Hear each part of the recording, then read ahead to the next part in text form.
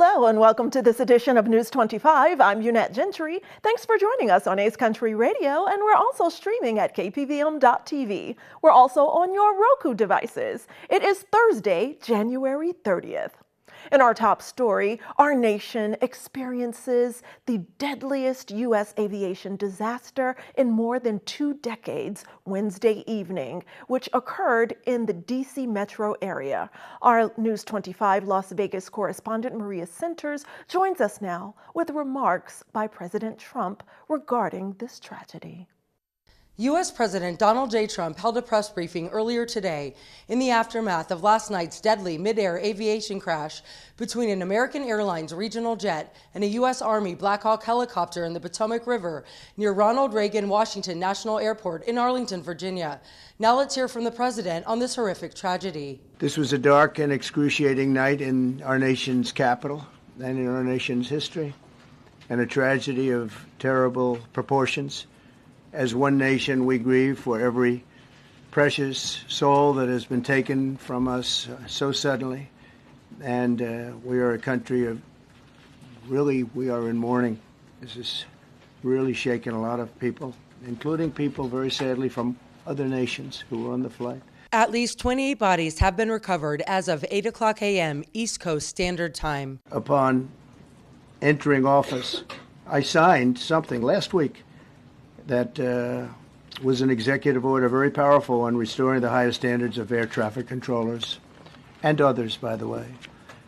Then my administration will set the highest possible bar for aviation safety. We have to have our smartest people. It doesn't matter what they look like, how they speak, who they are. It matters intellect, talent, the word talent. They have to be talented, naturally talented geniuses. The Black Hawk helicopter was on a training flight with a crew based in Virginia at Fort Belvoir, just outside of Washington, D.C. I've not hesitated to fly. This is something that it's been many years that something like this has happened.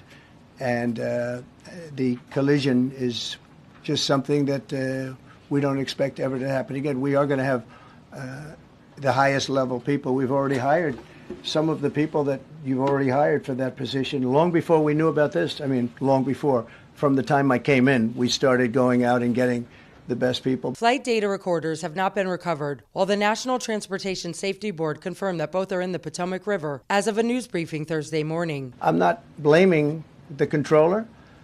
I'm saying there are things that you could question, like the height of the helicopter, the height of the plane being at the same level and going in opposite directions. It's not a positive. But no, we're already hiring people. No, flying is very safe. We have the safest flying anywhere in the world, and we'll keep it that way. We will continue to offer the latest developments regarding this aviation tragedy. Reporting from Clark County, I'm Maria Centers for News 25 Las Vegas. And turning back now to local news, the Nye County Sheriff's Office releases a statement about their stance on immigration, leaving many people with questions. News 25 reached out to Sheriff Joe McGill to get answers. Hi, I'm Sheriff McGill, here to provide some clarification to a post that we made yesterday. I made a post on the NCSO app and Facebook page in reference to the immigration issue. The post could have been more clear and to the point. There is a lot of confusion as to what was said and the intent behind that post. I want you to know this. I am completely in favor of a secure border for the United States of America. I believe in legal immigration into this country. I do not agree with illegal immigration. Although it is a federal offense to enter the country without authorization, that is not a crime that is punishable at the state level. We do not enforce immigration. As far as immigration enforcement in Nye County, we will allow immigration and enforcement to conduct their operations here. However, we will not do their job for them.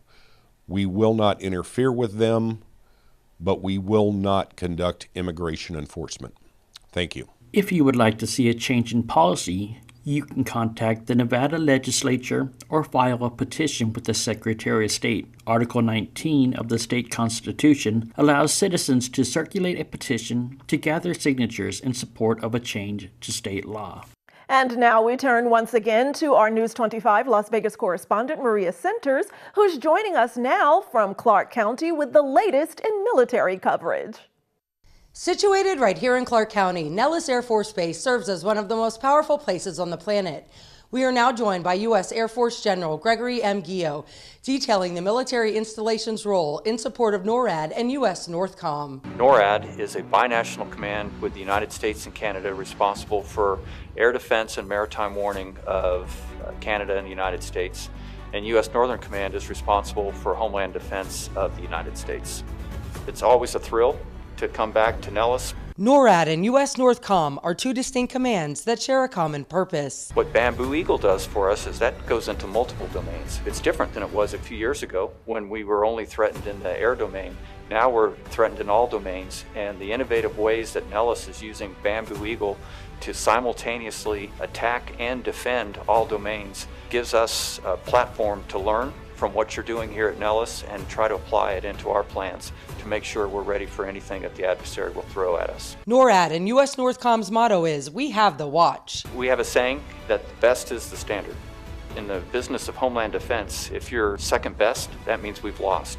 Citizens of Canada and the U.S. know that someone needs to defend them, and we're honored that it's our job. On behalf of everyone here at KPVM Television, thank you so much for your selfless service. Proudly reporting from Clark County and getting it over that hump, to all my people in the sunny and beautiful desert oasis of Pahrump, with coverage in both counties, imagine that. I'm Maria Centers with News 25 Las Vegas. And don't grab that remote. We have much more news for you, especially regarding records set at Harry Reid Airport. All that and more when News 25 returns.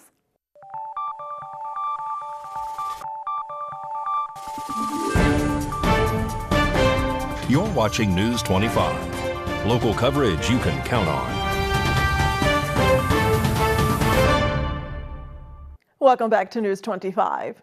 Well, on January 28th, the Nye County Sheriff's Office, along with a private helicopter company, recover the missing airplane and pilot. News 25 is speaking with Sheriff Joe McGill to find out more about those recovery efforts. Hi, I'm Sheriff Joe McGill from Nye County Sheriff's Office, here to give you an update and a final update on the missing aircraft that we have been searching for throughout the month. As you're aware, on January 5th, we became aware of a missing aircraft from Las Vegas and began searching for the aircraft. The aircraft was last known to be in the Round Mountain area, and indications were at Mount Jefferson. On January 18th, we were able to locate the aircraft crash site. However, we were unable to access the site due to the elevation in the terrain. On January 28th, 2 days ago, we were able to access the site by use of a private company and their use of a helicopter to access to the site. As the private company arrived, they did locate the crash site, and they were able to locate the remains of what is believed to be the pilot, Michael Martin. The remains and the crashed aircraft were brought down from the mountaintop. The aircraft has been transported to the NTSB, where they will conduct their physical examination. The body that was recovered was taken to the Clark County Coroner's Office, where positive identification will be made and notification of the next of kin will be finalized. I want you to know that the family was on site at Round Mountain on Tuesday when we were there recovering the body, and they were appreciative of all the efforts that were made. Unfortunately, this was not the ideal conclusion to this situation. However, at least now the family can have some closure. In more positive news, Harry Reid International Airport sets a new yearly passengers record. Mikey Ruhan reports. More than 58.4 million people flew through the airport in 2024, according to new figures from the Clark County Department of Aviation. That beats the previous annual record of 57.6 million passengers set just the year before in 2023. According to the county, 8 of the 12 months in 2024 set new monthly records. October also was the second busiest month on record with 5.4 million passengers. International travel surged as well, up 13.6% compared to 2023. That included new and additional routes connecting Las Vegas to Dublin, Ireland, London and Manchester, England, Seoul, South Korea, Ottawa and Montreal, Canada, and Tijuana, Mexico. Las Vegas hosted several major events during 2024, including its first Super Bowl and the second Las Vegas Grand Prix. The airport last year unveiled plans to expand with more gates and larger waiting rooms in the years ahead, plus new flyover roads leading to the terminals. A second supplemental airport remains in the works in Ivanpah Valley between Las Vegas and Primm. Listen up, football fans. The SWAC champions are returning to Las Vegas after 9 years. All that and more in sports after this break.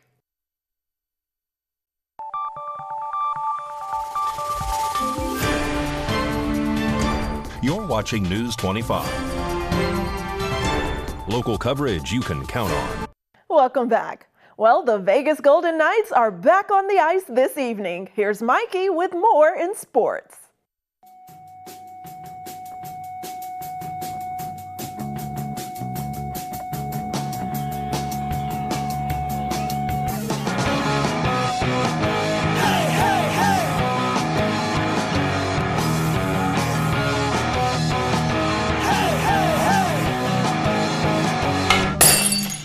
Time now for your News 25 look at sports and streaming at KPVM.TV and now on Roku devices.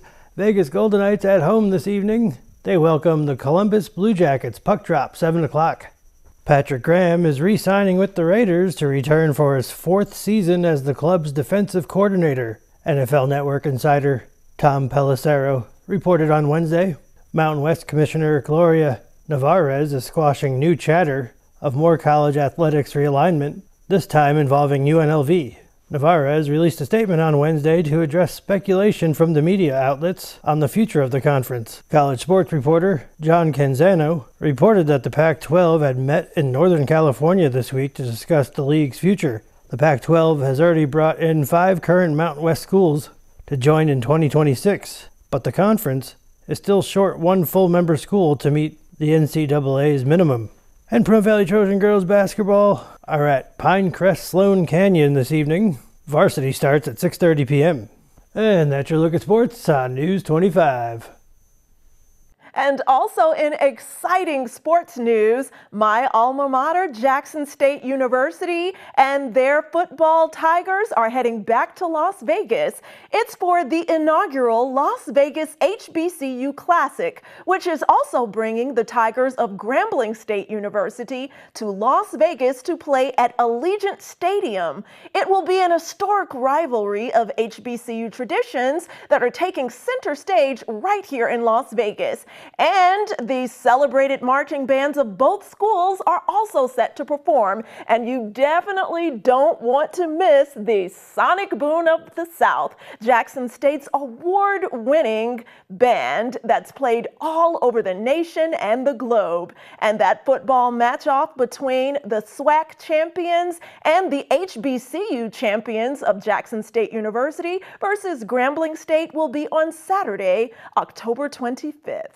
Let's take one of our last looks of January through our Lerner and Rowe weather cam. Beautiful snow-capped Mount Charleston and not a cloud in the sky in that direction. Blue skies and the temperatures are creeping up. We love seeing those 70s in the forecast. Looks like it's going to shape up to be a beautiful February.